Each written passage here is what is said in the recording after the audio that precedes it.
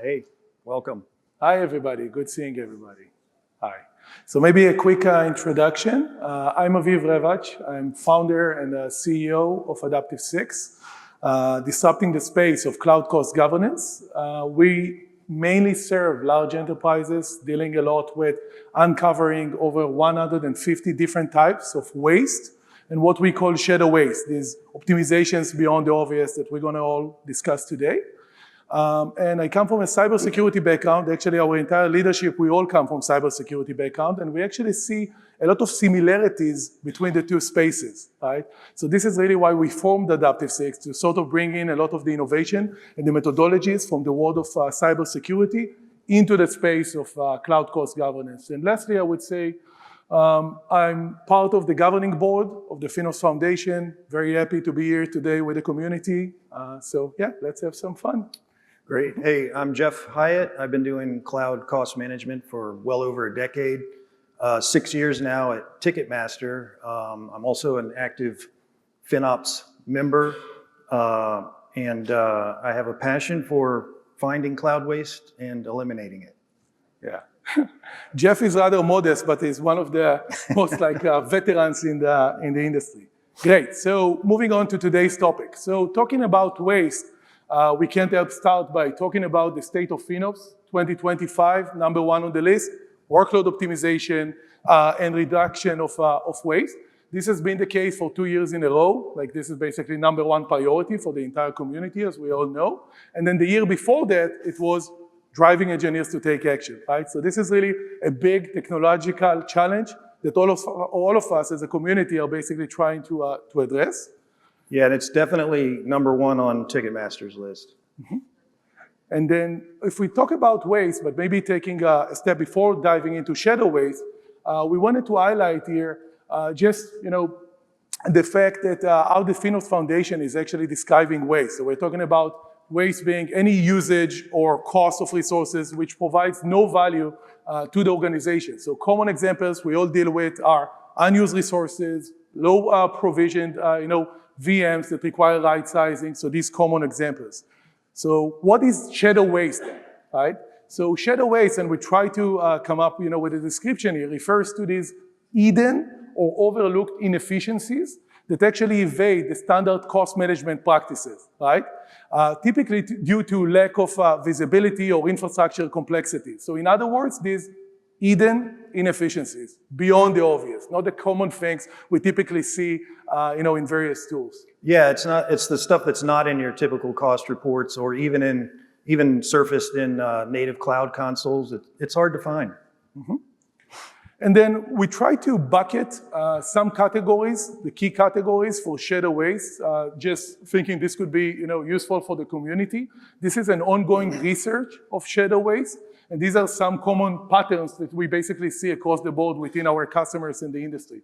So one of them being complex service misconfigurations, right? So you've got a lot of services out there that are very challenging to actually configure. If it's AWS, you've got DynamoDB, right?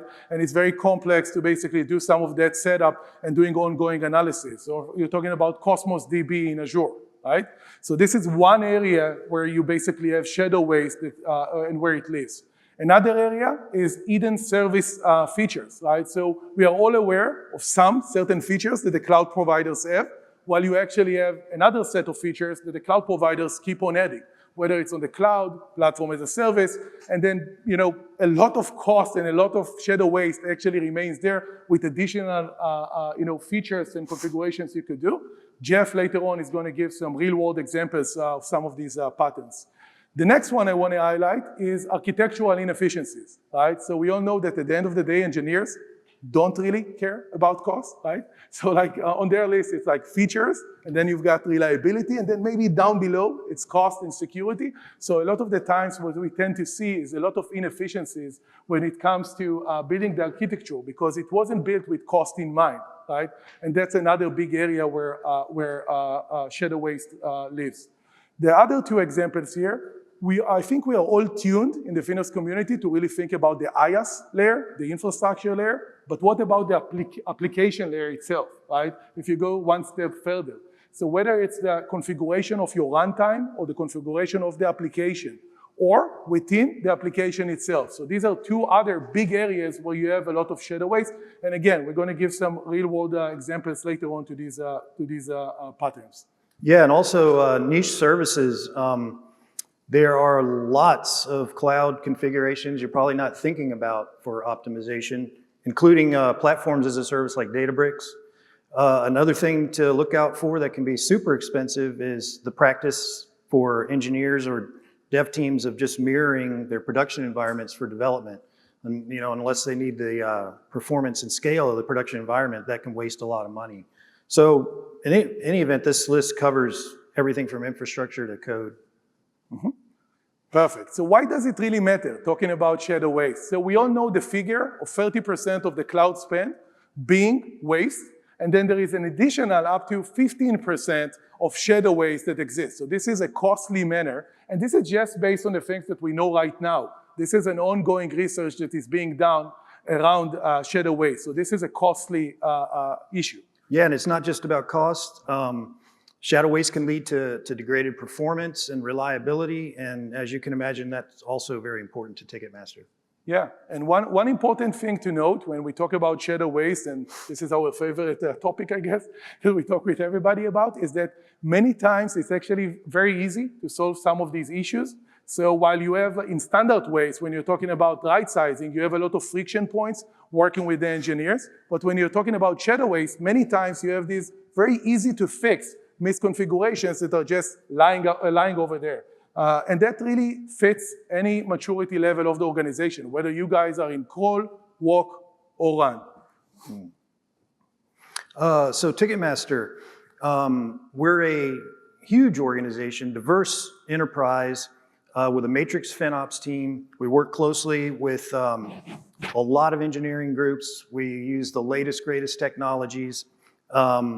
We were using and have used a variety of third-party tools and native tools that really didn't meet our cost optimization needs and were hard to scale with. So we had, there are three distinct challenges that emerged from that. There's a lot of challenges, but there's three key ones. We know we have a lot of waste in the cloud, but it wasn't obvious what it was. So we need help figuring out what those inefficiencies are. It also is hard once you identify something, it's hard for engineers to it takes cycles for them to investigate and figure out how to remediate issues. And then the other thing is, it's long and tedious cycles for your FinOps team. Once you find the issues, you identify the resource owners, you have to sync up with them, give them the issue, work on the remediation with them. It just leads to long remediation cycles. Right, and that's around the time where Jeff and I have actually met here in FinOps X last year. Right. So we are now closing the loop. Yeah.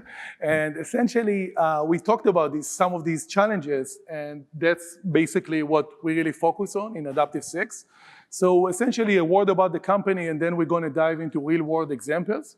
So we deal with cloud cost governance, really placing governance and policies and guardrails.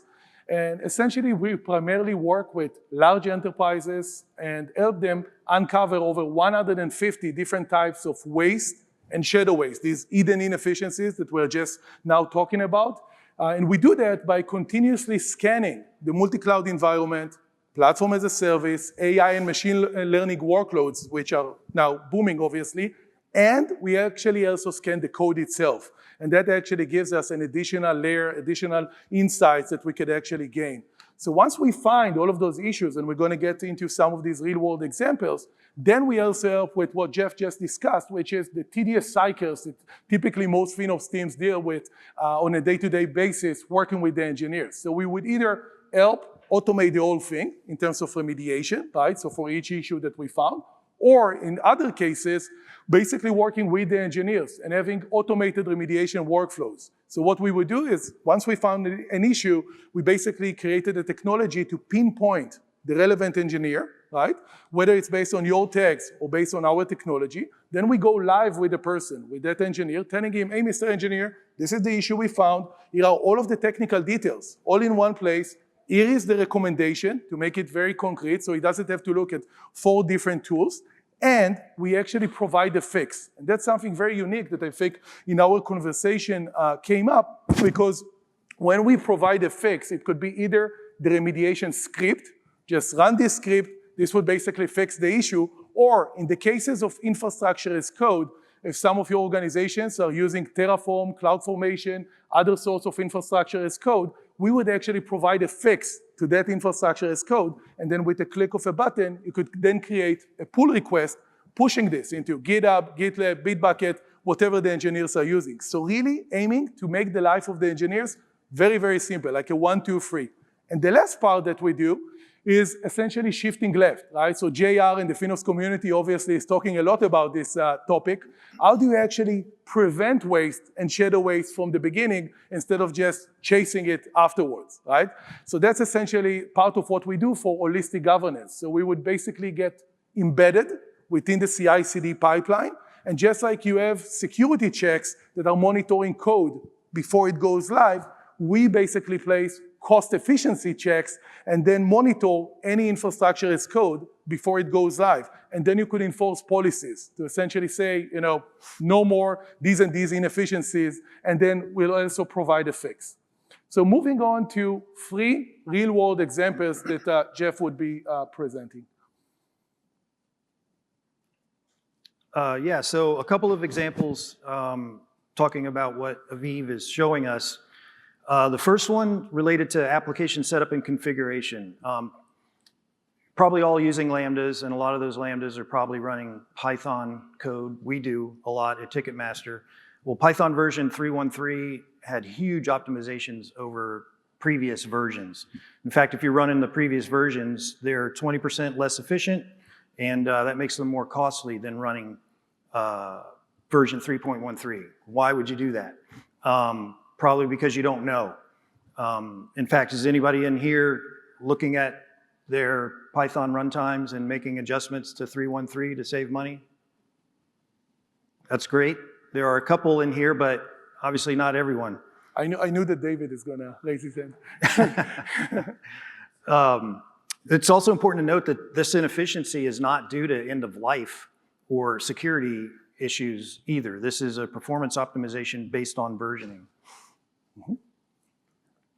The second one is about applicative setup and configuration. Sorry, we're still on the first one. Should note that it's really easy to see this stuff in Adaptive 6. This is the beauty of Adaptive 6.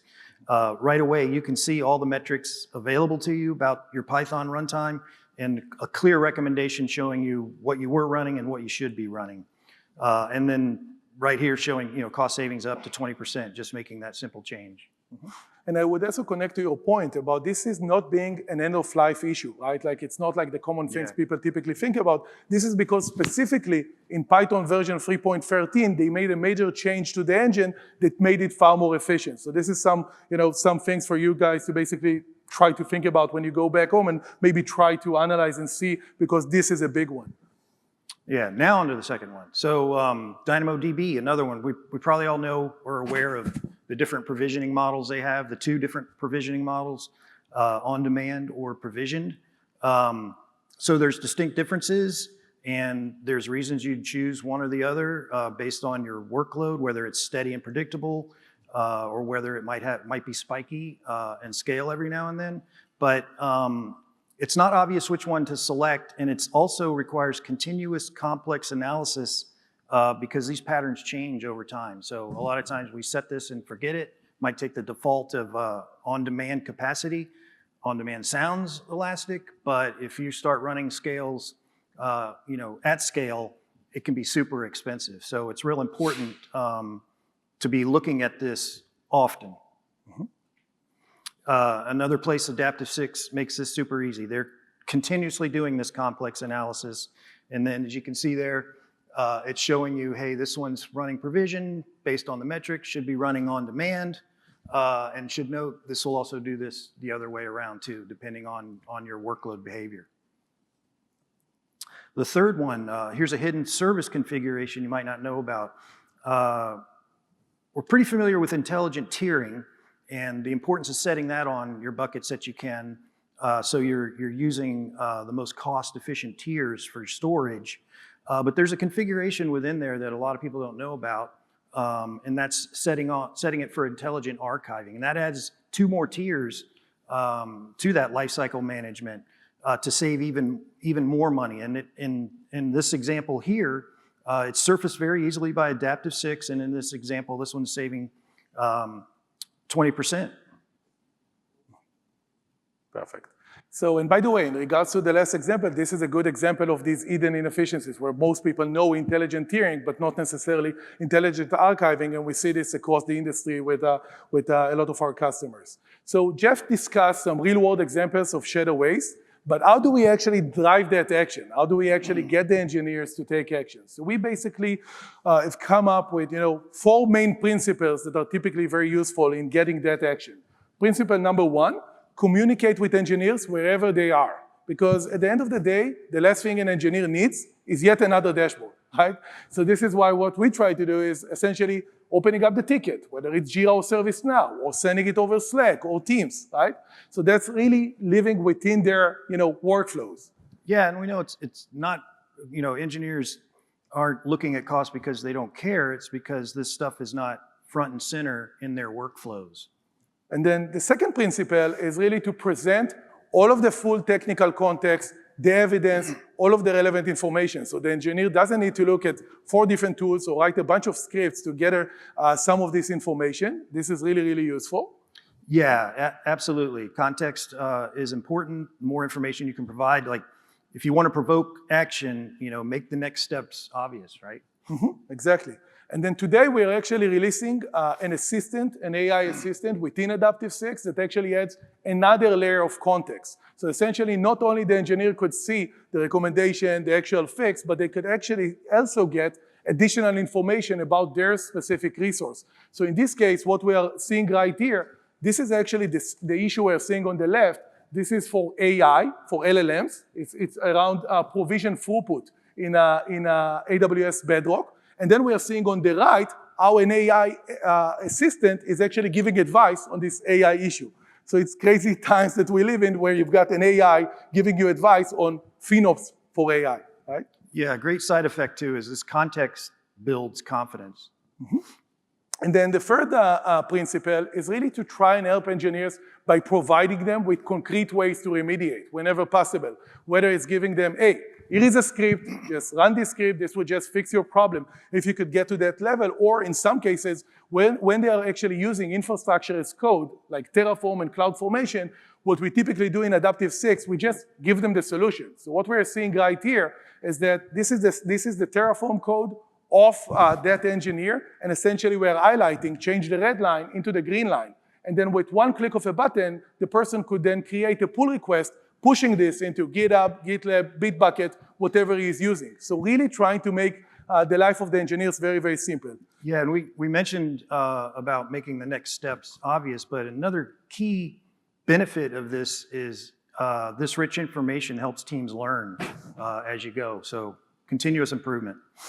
And the last one, and again, we already touched upon this subject, but this is a very important one, shift left, right? You really want to prevent these things from happening from the very get-go, right? So what we do, we are basically taking part as part of the CI/CD pipeline, and we prevent these cost inefficiencies. So just like you have security tools that basically scan your code looking for security problems, we do the same for cost inefficiencies. So we would be scanning infrastructure as code like Terraform, CloudFormation, things of that nature. So what we are seeing here on the screen, in this case, this is an example in Azure, where a person, an engineer, was about to go live with an app service plan that is premium, but you don't really need premium in non-production. And Jeff mentioned it. When most people, they just mirror the same thing they do in production, in non-production. So in this example, not only we're preventing the person from doing it, on the right side, we're actually giving him the fix and telling him he should probably be moving to basic ones. So this is a key principle. Whatever is possible to actually prevent from the get-go,